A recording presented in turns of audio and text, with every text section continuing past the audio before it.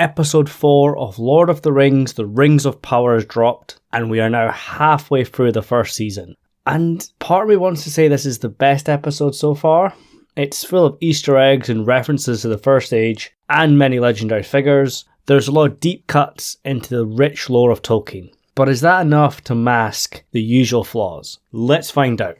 But as always, before we start, if you like what you see here on the channel, please consider subscribing. And go on, throw a like as well, really appreciate it. But yeah, we start off in Numenor, which I find is one of the weakest parts of this episode. I'm still not a fan of Galadriel, nor the plot moving at a snail's pace. Their best character, Elendil, was reduced to a bystander this episode. And he could totally have gave this episode a miss this week, and we would hardly have noticed. Numenor is really about Miriel, Galadriel and Pharazôn this time around. We learn why Miriel is so against helping Galadriel, and that is because she's looking into the Palantir and seeing visions of the downfall of Numenor, a great wave crashing into the island and swallowing it whole. And of course the downfall of Numenor is one of the most important events of the Second Age, but I still think it's some time away, maybe late season 2, maybe even season 3. But it weighs heavily on Miriel's mind, and she will do whatever she can to prevent it, even denying Galadriel aid against Sauron in the Southlands. We even see her father, the king, who is severely ill. And this is where we get a whole bunch of Easter eggs, including the legendary sword Narsil, which will one day be wielded by Elendil in the War of the Last Alliance. The very same sword that Isildur will use to cut the ring from Sauron's hand. And it looks like it fell out of the Peter Jackson movies, so there's no mistaking what sword this is. And I am excited to see how the blade ends up in the hands of Elendil. And also, Miriel mentions the 6 other Palantir, but they are hidden or lost, and I have no idea what that means because they are meant to be taken to Middle-earth during the downfall, and they are used by the Dunedain and later the likes of Sauron and Saruman. Guys, we know there's a lot of lore that's been changed, and at times it's okay for a TV show, but other times it leaves me questioning the logic. I love seeing all the Easter eggs, but we mustn't forget they could not carry the show on their own. And if you take away all the Easter eggs, especially the sword Narsil, I just wanted away from Numenor this week. I didn't mind Pharazôn showing us why he is the man of the people, but I just don't care for his son Kemen, or Elendil's daughter Iarian, or whatever she's called. And what pains me the most, I don't care about Isildur.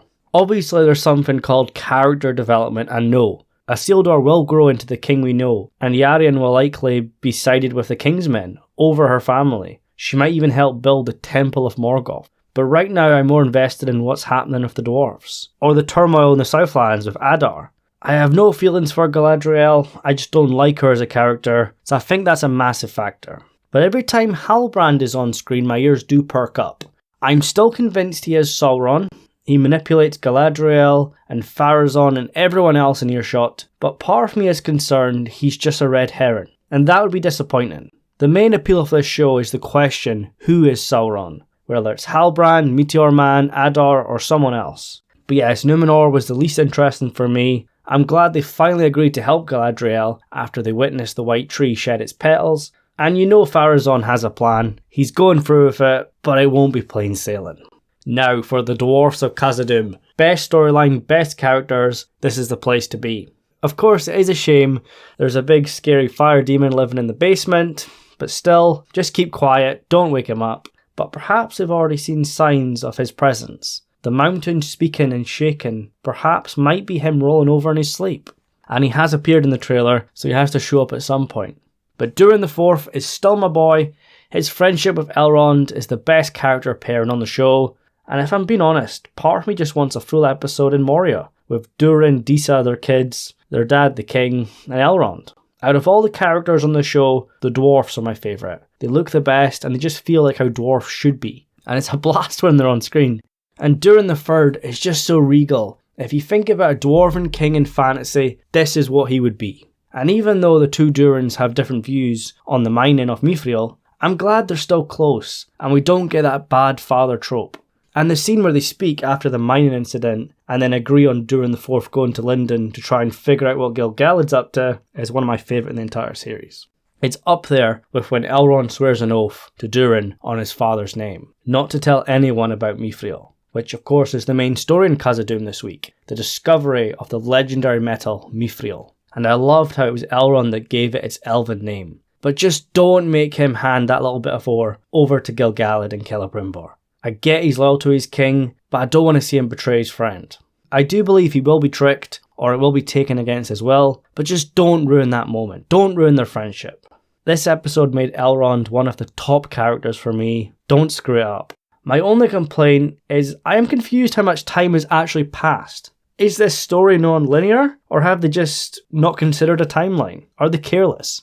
Celebrimbor's tower has had at least a few weeks, if not a few months of building. And it's not a 5-minute journey between Moria and Eregion, and that workforce will not take 2 minutes to organise. And then Elrond is travelling between Khazad-dum and Eregion and back. This is not a 5-minute walk, and that was a complaint from the first episode, where it felt like Eregion and Moria were right next door. And I don't want to start seeing jetpacks like in Game of Thrones Season 7. I don't know how much time has passed, like I said, it feels like days or weeks from Numenor, but in Middle-earth it feels longer. But it's definitely interesting because I think Annatar might already be manipulating Celebrimbor behind the scenes. Celebrimbor was getting paranoid that Durin was hiding something from him, and he mentioned Elrond's dad as a way to butter him up. And it's like someone is pulling his strings and giving him ideas. And yes, finally we're on to the Southlands, another part of the episode I was very invested in. Adar finally shows his face. He is a corrupted elf from Beleriand. The orcs worship him, and I think he was one of the first, if not the very first orcs taken by Morgoth and turned. But the biggest question is, who is he? I can't say if he's going to be a named Tolkien character, but I do feel he's going to share a very similar background to one or two in particular, and that might be a way of getting around the rights issues, whilst also pleasing fans. You can hear the sadness in his voice when he remembers his old life, but he's determined to change Middle-earth and become a god. His plan revolves around Theo's broken hilt, which reforges with the price of blood, a blood oath to Sauron. And you know Theo is screwed now. And it turns out the old man, Wulfdrig, once possessed this blade. He's waiting for his master's return, and he believes the comet was a sign. And I guess even the characters in the show have their own theories on who Sauron is, and Wulfdrig thinks it's Meteor Man. But yes, the men are held up in the old elven watchtower. Arondir has been let go with a message though. Surrender to Adar or die. And you know, without the Númenóreans' help, they're screwed. They're running out of food and there's no way they can hold off an army of orcs. And whatever Adar can do. I did wish we could see more of Adar, but I'm sure that'll come in the next few episodes. But I did enjoy how it seemed like Arondir, who was armed with some sort of sharp object, didn't try to harm Adar. And I believe it's because Adar is an elf, and Arondir doesn't want to harm a fellow elf. And it's quite similar to how he didn't want to cut down the tree, and when he did have to do it, he kind of asked for forgiveness first. Arondir was another character I didn't really care much about, but after seeing him on screen, he is definitely on my list of best characters. And him not wanting to harm a fellow elf, even one who has fallen to darkness, is a good character trait. But as for the orcs, they are still very well done. Very Peter Jackson-like, whilst also having a lot more of a horror vibe to them. Especially when Arondir wakes up and they're all standing around him. But as for the chase scene between the main orc and Theo, that again was very well done. Good effort to show that one orc is more than a normal human can handle. Not everyone is a great warrior like Aragorn, Gimli or Legolas.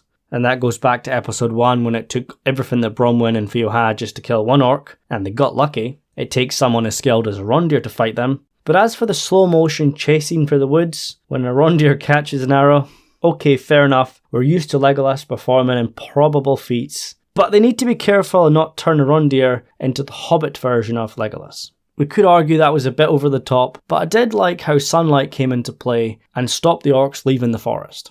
I wonder if they're going to be able to keep that up throughout the entire series, but so far, the orcs' weakness to sunlight has been handled very appropriately.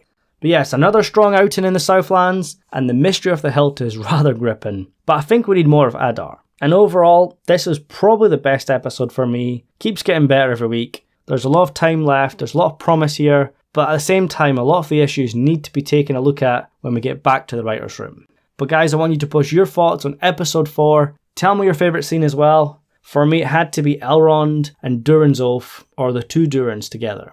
Like I said, Khazad-dum is the place to be, and it's the story I'm most invested in. I will do an episode 5 trailer breakdown, probably sometime on Saturday. It's getting late here, so I want to get this video done. Make sure you subscribe to get that, and I'll say thank you so much for watching, and I'll see you soon.